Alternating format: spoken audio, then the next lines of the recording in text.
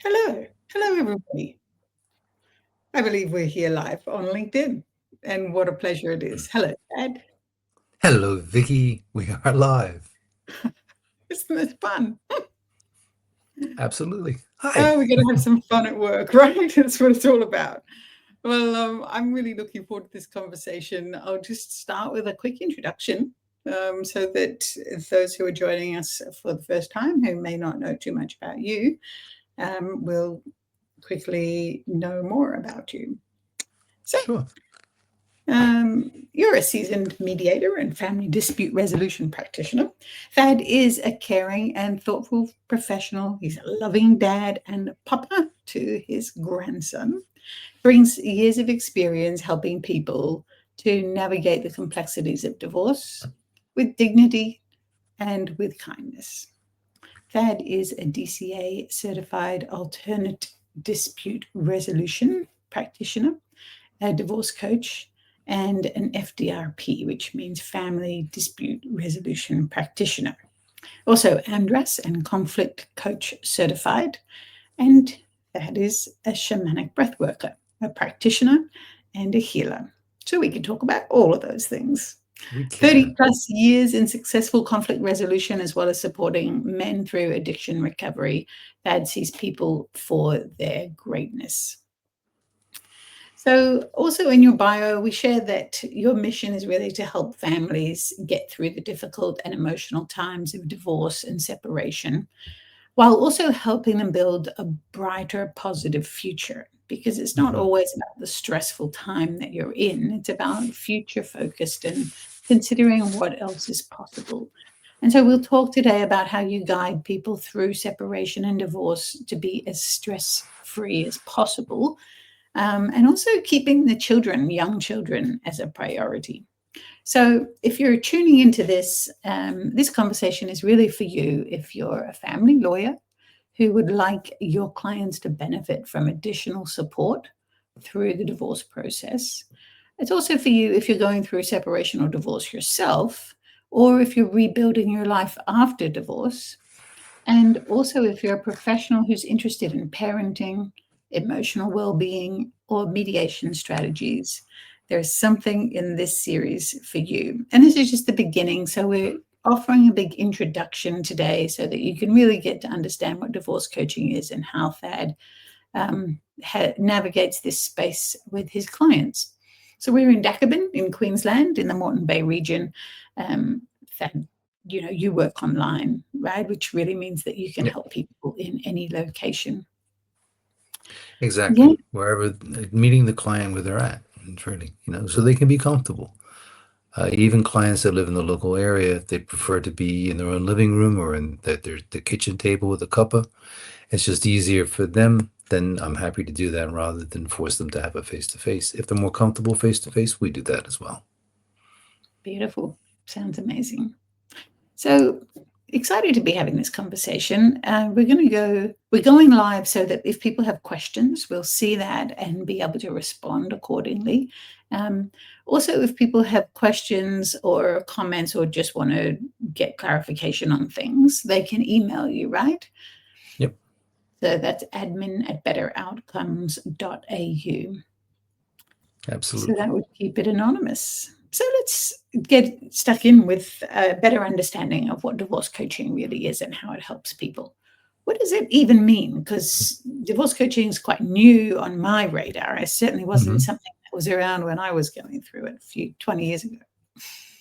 No, it really wasn't around 20 years ago. And it came out of the United States with a couple of lawyers that realized that clients were having an emotional time and they needed support. So the best way to do that is to give them a coach. This is like any coaching, a business coach, but specifically to help them navigate the divorce coaching. So it is new in that it's been around for a few years, but it's relatively and particularly new in Australia. Okay, so what do you coach as a divorce coach? Well, people come, when you're getting a divorce, it's a stressful time. So there's a motivational and emotional support that can be given by myself as a divorce coach, helping the client set a goal, helping them learn to communicate and how to communicate without all the emotional that can come up. And then assisting them with co-parenting and giving guidance around what that would look like. Being a family dispute resolution practitioner, which is basically I mediate families, is also an advantage to the client because I can help them navigate through to the mediation process and post-mediation. Mm. Okay, so this is not about reconciliation. This is about having a divorce, getting the outcome of a divorce in a way that is going to keep you as whole as you can be.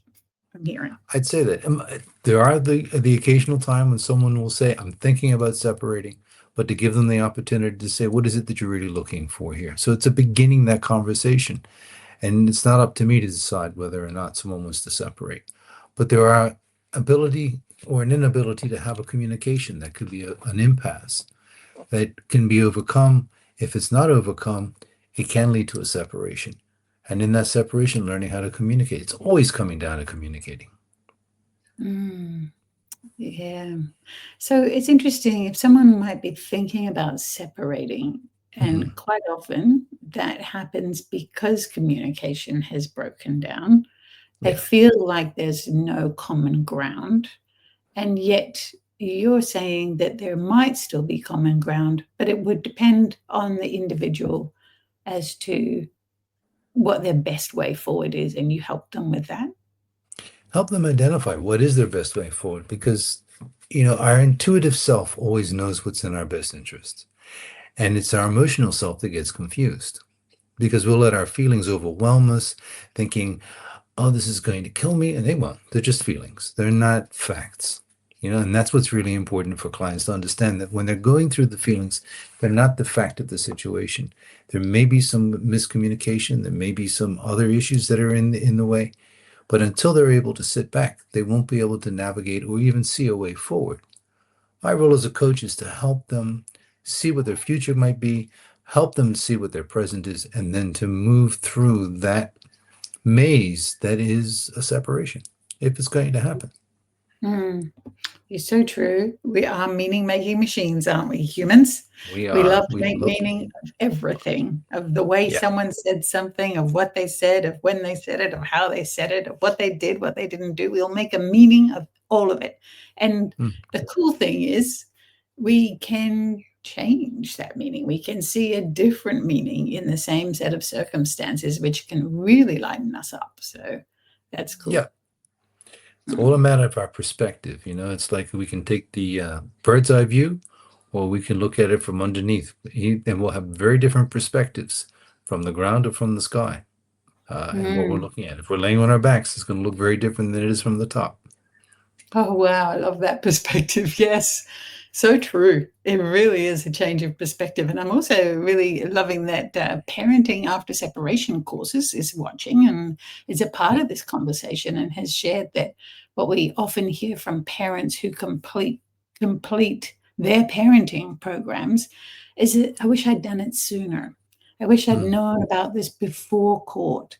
So, how do you think we can help these people before they fall into the trap of feeling like court is the only option? That's their question for you today. That's a fantastic question because court isn't the only option. There's lots of opportunities to stop before you get to court. Court is the final where you're going to have somebody sitting up there, a family magistrate's going to sit there and say, here's how we're going to do this. And the best interest of the children will be taken into account as it's seen, but your voice is never captured. I'd like to encourage clients to imagine if you remain in control of the situation by negotiating from your best perspective and what's in the best interest of the children and how to co-parent in the best way, the judge doesn't need to get involved. Court is now no longer necessary. It may be if you want to put it into parenting plan, into a court order, but it's not to allow a third party to tell you what to do. That's That what's feels really like, important. yeah, it seems like a much more holistic approach that you stay in the driver's seat. You and your ex, soon to be ex, get to decide how you want the future to look instead of leaving it to an arbitrary decision from a third party from a legal perspective. Let's talk a bit about the legal perspective. Does a Mhm. divorce coach replace a lawyer? Do you work alongside a lawyer? Talk a bit about that. let's just say that we work in our lanes, so we stay in our lanes. But if I get a client thinking about separating, I'll say, go talk, get a lawyer. There's lots of lawyers that I can recommend because I have a network of lawyers that I work with, and I can say, here's two or three lawyers. Get in contact, get some legal advice. Once you have that legal advice, it doesn't mean about acting on it. It's just getting information to see what that is. Because I'm not a lawyer. I'm not going to give legal advice. And then as a coach, helping them look at, okay, you've now got this advice. What are you going to do tomorrow when you wake up? How are you going to do this? And then what I love about it is not just bringing the lawyers in, but there's other people that can be part of the team to help navigate, to move through this emotional maze, to come through the other side. It's emotional. There's physical consequences. There's spiritual consequences that happen to people. There's an immense loss of grief. And to put all that burden on your lawyer and expect your lawyer to be able to help you with that is not only it's expensive, it's also very draining on your lawyer. Let your lawyer do what they're experts at, and that's to give legal advice. That's really good advice. And I am also friendly with a number of family lawyers who have shared the frustration of clients using them as the psychologist or the counselor or the coach, coming to them without really knowing what they want. And I think what I'm hearing from you is that you help clients get very clear on what they want and what they need, and then their lawyer can help them meet those needs. Yep. It's always to know what questions to ask to get the clear outcome. That's what's very important. And if you go in meandering, you're going to get the lawyer's going to try and help you figure it out. And you could be spending 3-4 hours, several sessions. Whereas if you go in clear and you understand responsibilities, and as a coach, I can help with that. I can help you get clearer questions so that you get better informed answers, and your lawyer can assist you.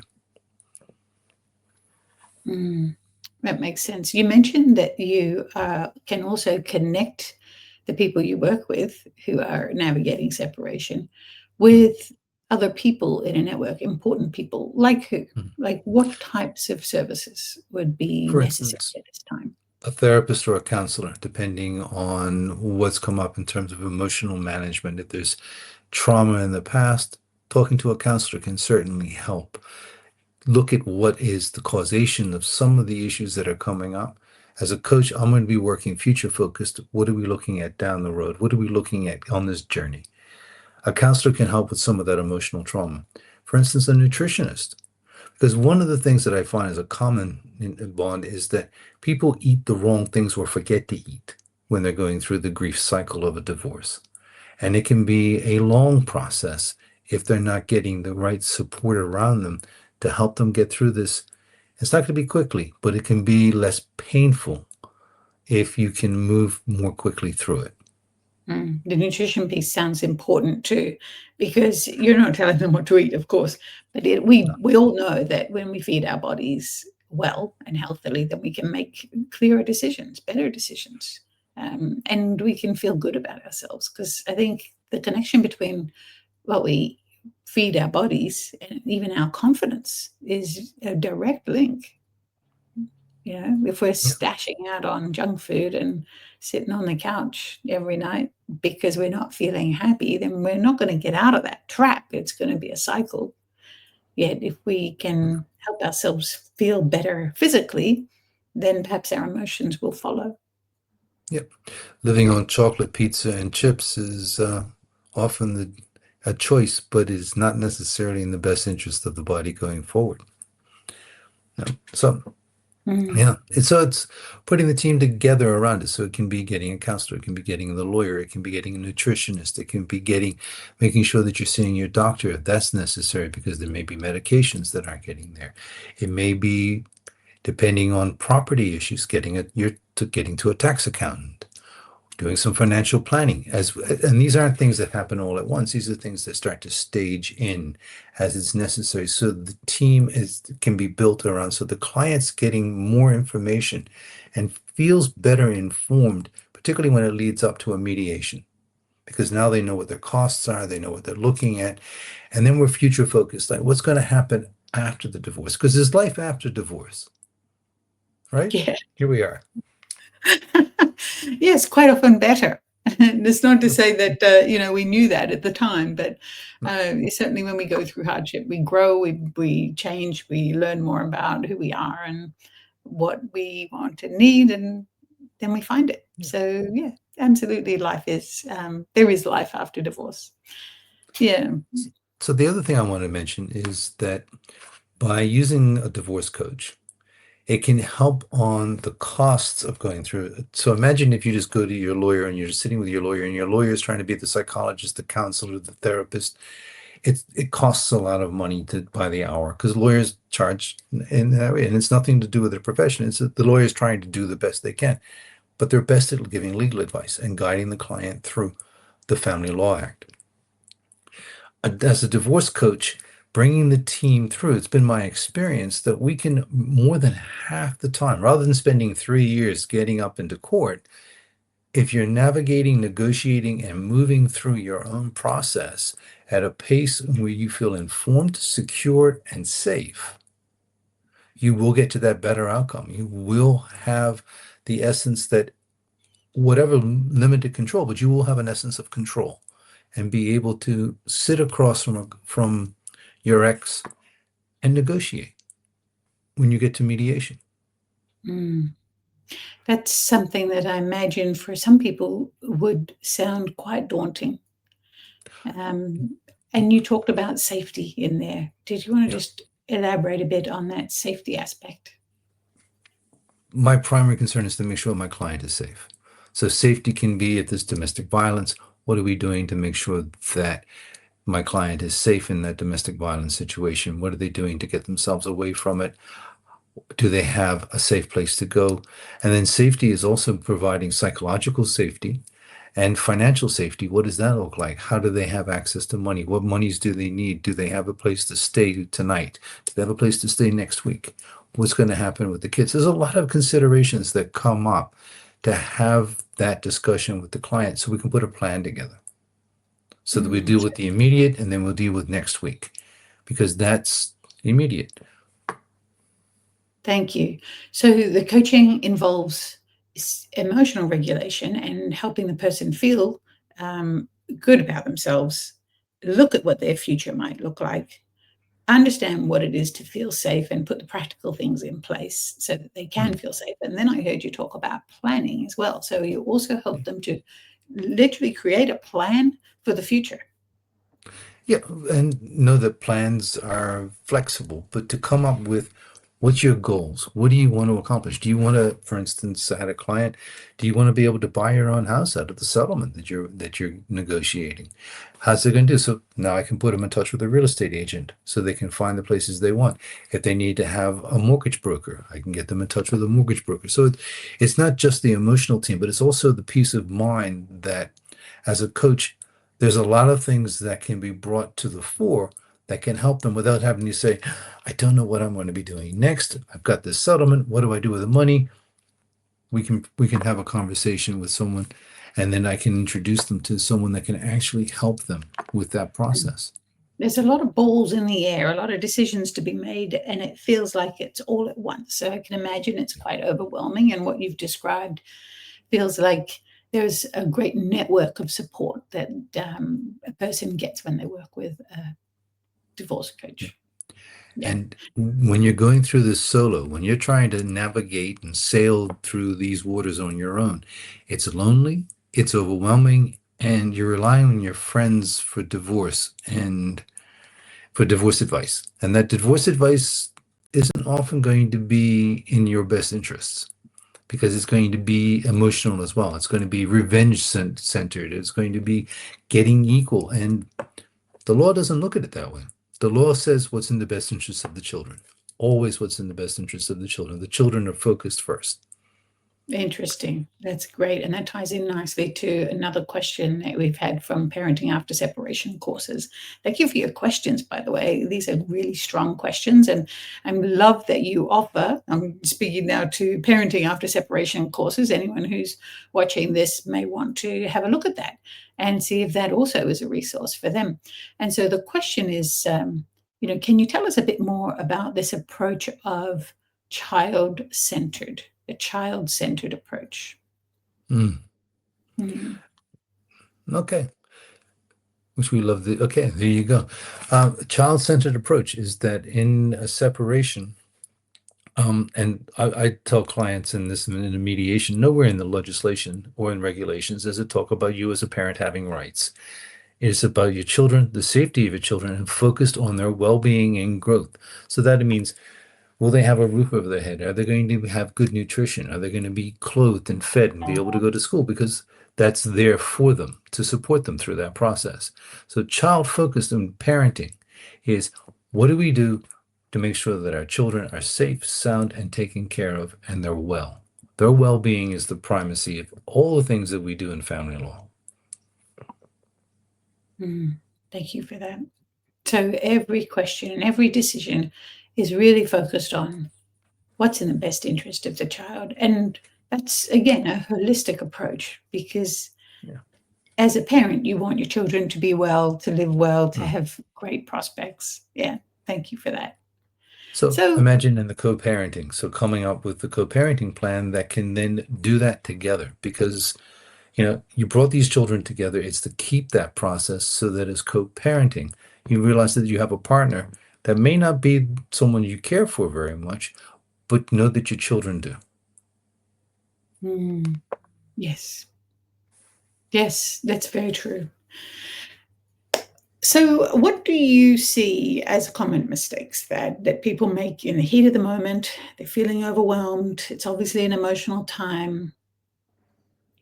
What do you see can go wrong in that scenario? And what can a person do to make it easier on themselves and their family? It's that emotional overwhelm, which you have the fight, flight, or fear, or run from everything. So it's a fight or flight or freeze. And, in that vortex of emotion, we'll make poor decisions. We won't necessarily make the decision. We'll be making it on an emotional basis rather than getting the support to ask the questions. I always say to clients, the best thing is to pause. Give me a call. Before we're making a decision, check in to make sure that you're making this as an action-centered decision that's in the best interests of the children. How is this going to work forward? Is this going to be something that you can continue to do to provide that well-being? So, to not make those rash decisions, which, impulsive decisions generally do not have good outcomes. So, just creating that space to pause and to, like, it's, I guess this comes to the communication piece as well, is maybe you don't need to react in the moment. Maybe you don't have to be right. Maybe you don't have to have the last say. This is maybe just more about create the space for yourself to be your best version of you in the moment. And so one of the things as a coach is to teach the client how to do the communication, because perhaps in the past, the communication wasn't always, particularly towards the end of a relationship, the best that it could have been. But to try a new way of communicating so that it can be respectfully heard. There may be different modes. We have parenting apps we can use. We can do it by text rather than doing it in person. So there's different techniques that can be available to help someone from making or feeling that they're making a decision too quickly and rushed.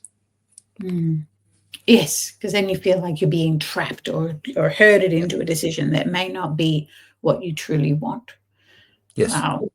Well, it seems like we've covered quite a lot of things today. So we'll start to wrap up. And just to recap, we've talked about, and if you're going to watch the replay, what a divorce coach is and how it really differs from a divorce lawyer, and how, in fact, you need both. And that there's another whole network of support available to us as we go to people as they go through divorce or separation. And so thank you for sharing all of that. And we'll continue this conversation. We'll be doing more LinkedIn Lives about this topic. We'll be taking people's questions either anonymously by email. You can just email admin@betteroutcomes.au. Or you can, as we have seen today from Parenting After Separation courses, just pop your question right there in the live, and we're happy to address it. And so thank you for this opportunity, Thad, and Thank you. we'll continue to offer some practical strategies for managing emotions and making decisions and parenting through separation. Absolutely. So if you've been watching today, we trust you found value in the conversation, and we wish you love and inner peace through what's usually quite an emotional time in life. And know that you're going to be okay, and that you will rebuild your life with the right support. You can find a better outcome even when it feels really hard. Any final words, Thad, for people listening, watching? Anyone suffering or thinking that they're going through this, because it is a suffering, because it's a pain point. Don't be afraid to ask for help. Reach out, ask for help. If go to a lawyer, go to your accountant, go to somebody that will give you some advice. Reach out to me on betteroutcomes.au, admin at betteroutcomes.au. Happy to assist, happy to help, happy to direct. I do complimentary calls. It's not about me telling you what to do, but I may not be the right person. But please reach out. Don't let this happen. Don't try this alone. Don't try and do anything alone. Great advice. Thank you. And we'll see you next time. And until then, be well. Be well.